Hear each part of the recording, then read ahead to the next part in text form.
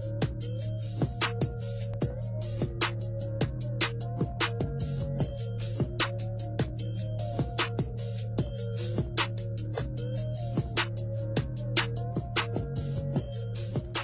good old days, and can we just keep playing that music in the background too? I like it. You know who our next guest is. A 5-time division titleist and one of the most decorated boxers of all time. Sugar Ray Leonard is in the building. So good to have you with us. So wonderful to be here. Thank you. I want to start with the fight this weekend. You'll obviously be bringing us perspective to the broadcast booth this Saturday, Barclays Center, the big fight between the 27-0 Keith Thurman and 33-0 Danny Garcia.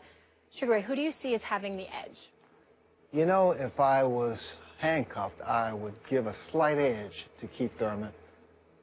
And it's a gut feeling, just the way I feel about this young man. Both of these guys are capable of beating each other. It just depends. The fight depends, or the win depends upon who sticks to their game plan. Because what's at stake here, this is for the unification. That's major.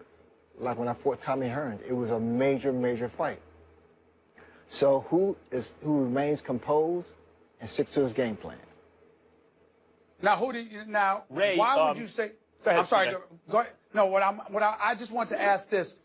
Here's the thing, Ray. I kind of agree with you in terms of that it factor. Thurman seems to have it, but when you talk about who's going to be composed, I think more about Danny Garcia, because I think that Keith Thurman can get a bit wild. He's powerful, but he can get a bit wild. Whereas Danny Garcia, I don't see as being that individual. He has some power, but he doesn't rely on it in order to win, whereas Keith Thurman looks for the knockout, and I think at times he could get sloppy. You don't view that? You don't view it that way? You are correct from a boxing perspective, but here it is, Steve.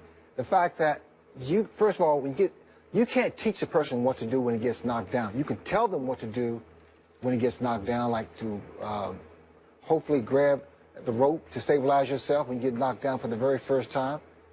Look at the referee. Take your time. You can talk about that, but that has to happen. In other words, this fight here is so significant for both fighters that it depends on who's there that particular night. So you like Keith Thurman's star quality. I understand that, Ray. Keith Thurman does have a star quality and a charisma even when he fights, not just connecting with fans outside the ring, but he seems to know how to win in those either kind of way fights. Although so does Danny Garcia, and Garcia, to Stephen A's points, his movement seemed more automatic, as though the deeper amateur background really was kind of imprinted in him. And he doesn't have to think as much. His punches are a little shorter, a little crisper.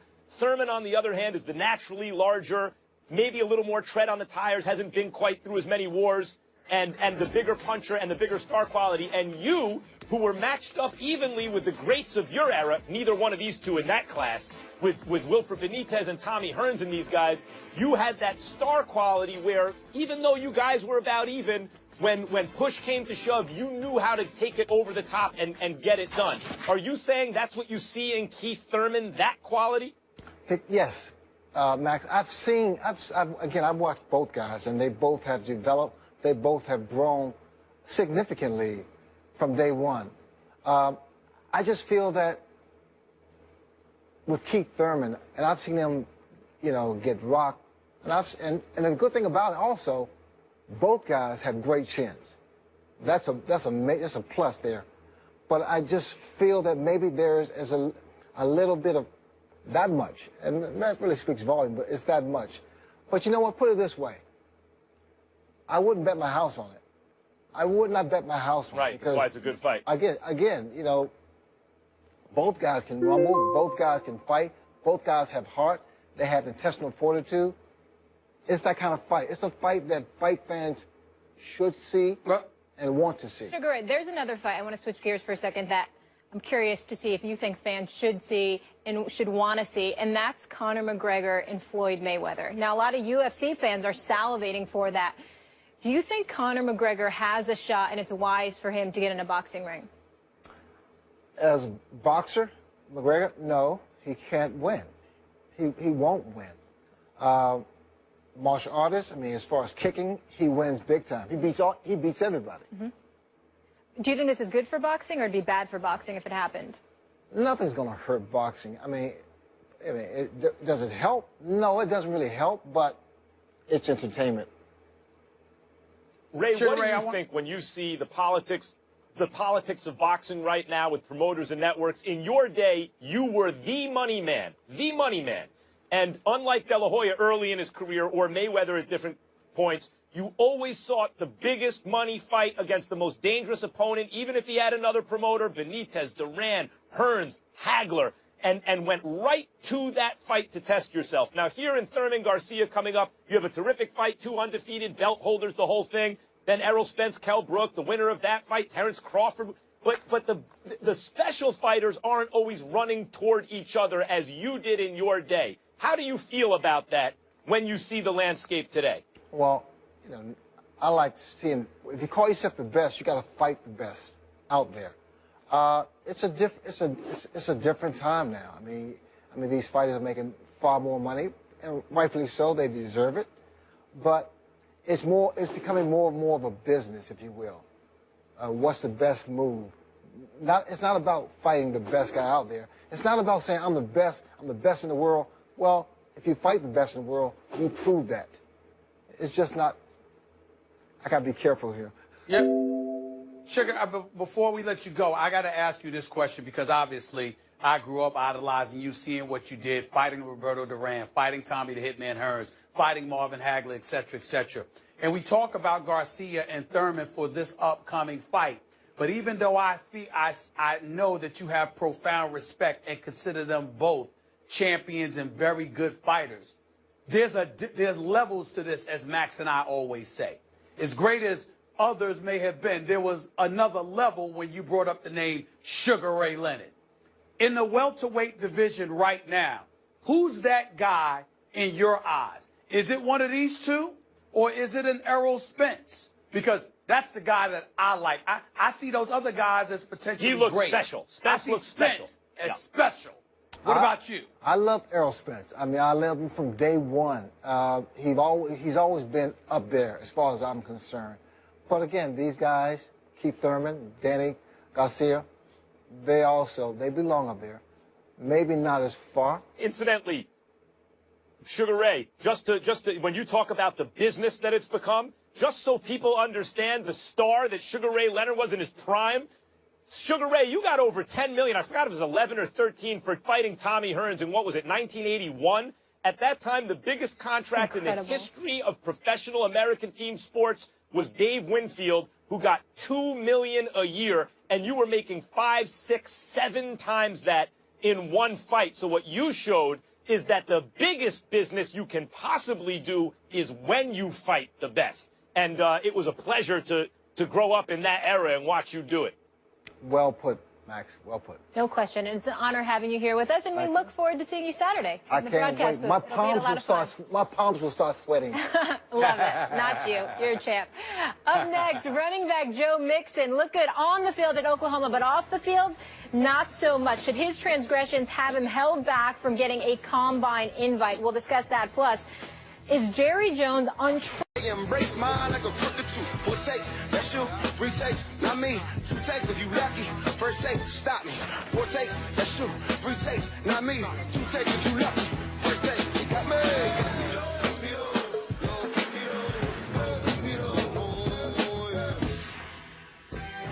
What's up, everybody? Welcome into First Take on this Friday Eve. Thank you so much for hanging with us. Molly Karam here in Bristol. Your boys, Stephen A. and Max. There they are. Coming to us from New York. Hi, guys. How we feeling? What's up? What's up? What up, Molly? What's up?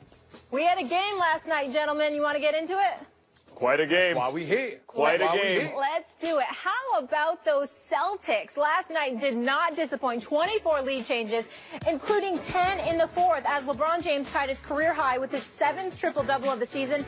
But it wasn't enough. Boston outlasting Cleveland with Bill Belichick courtside. Isaiah Thomas is the first player with at least 3 30-point games versus Cleveland in a single season since both Dwayne Wade and Allen Iverson did it. That was back in the 05-06 season. The loss was Cleveland's first on the road this season when leading in the fourth. Stephen A. Smith, got a question for you. How legit a threat are the Celtics to the Cavs in the East?